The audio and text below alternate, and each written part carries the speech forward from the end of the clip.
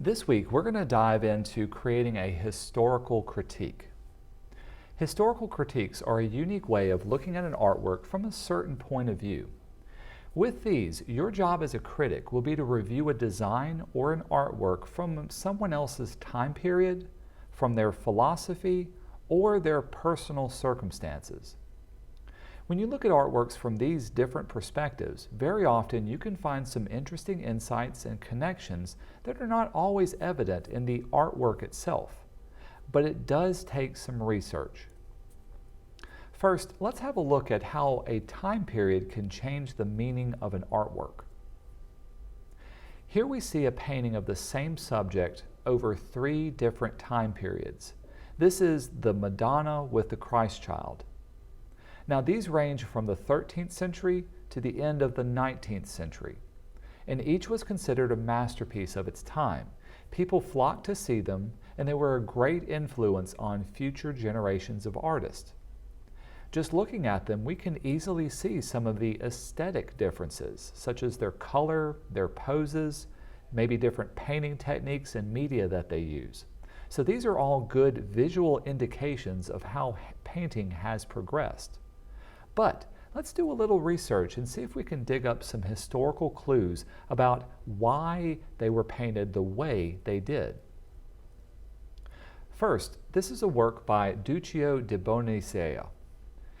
It is one of only 13 known works from the artist, and it's in the style of the Byzantine. With that, the culture didn't really emphasize realism of its figures. Instead, they wanted people to be seen as icons representing ideas from religion. And note the Christ child. He looks like a little mature person rather than a real baby. In this, he's known as a homunculus, and the idea behind it is that he is seen as fully mature even as a baby. Also, this was a piece that was intended to be used in a church as a visual for prayer and meditation. So that's why gold gilding was used around its background and along its frame. Now to contrast this, we have this work by Raphael that was painted about 200 years later. This painting was made during the Renaissance, and at that time, artists broke from the stiff traditions of the Byzantine painting, and they wanted to bring back the Greek ideas of proportion and realism. This is why Christ is drawn as a real baby should be. Like the last painting, this too was an altarpiece, and it was used at a church. But instead of having a fine gold background, Raphael opted to paint Mary in a fine blue color, which was the most expensive color to make at the time. The final Madonna and Child was painted by William Bourgeau in 1899. This is the most realistic depiction of the figures as well as their setting. Mary and the child can clearly be seen seated in a throne amidst a garden of lilies. Unlike the other 2 paintings, this is not an altarpiece used at a church. Instead, it was part of a private collection. Interestingly, it was not very popular when it was first painted. During this time, the rise of modernism, with its simple shapes and lack of detail, meant that art critics didn't favor this particular work. So instead, it was stored away until a private collector bought it and brought it back into public view in the 1980s. You can see how having a little historical background about the time period gives us the ability to critique the works from different angles. We now have views from Byzantine, Renaissance, modernism, and realism. Even though each portrays the same subject, each has something different to offer in terms of a critique topic. We can now make connections and contrasts. For example, 2 of the paintings are used as public religious art pieces, while one was part of a private collection. 2 of the paintings represent realism, while one was iconographic. One painting started off as widely accepted as an art style, but later it fell out of favor, while the other started off out of style, but later became popular after being rediscovered. A second historical way to look at an artwork is through an artist's philosophy about their art. Many artists will write their personal philosophies down, and this philosophy explains why they do their work. Here we see two different graphic design works. Now, both have a similar style and were made around the same time, but the philosophies behind each work are what make them distinct. The first is a promotional poster by Joost Schmidt for the Bauhaus School in 1923. Bauhaus philosophy emphasized simple geometric shapes like rectangles and spheres without elaborate decoration. This is evident in everything that they made, from posters and paintings. They made fonts, architecture, and even furniture. Many modern painters were students, or at least teachers later thereof, at the Bauhaus School.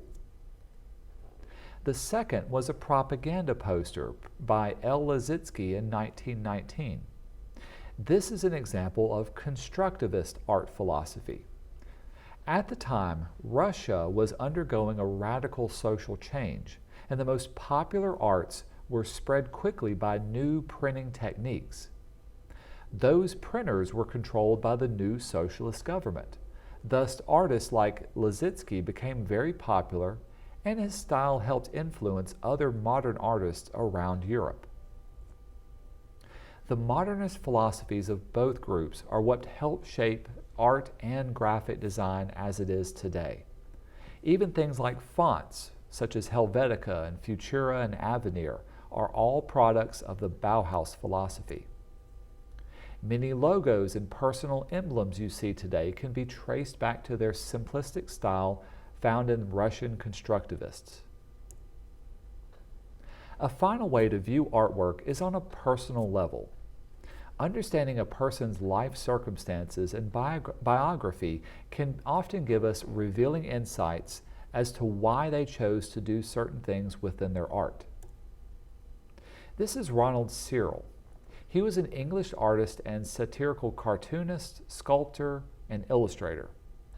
He's best remembered as the creator of St. Tinian's School, a humorous magazine and series of illustrations. His work has had a great influence, particularly on American political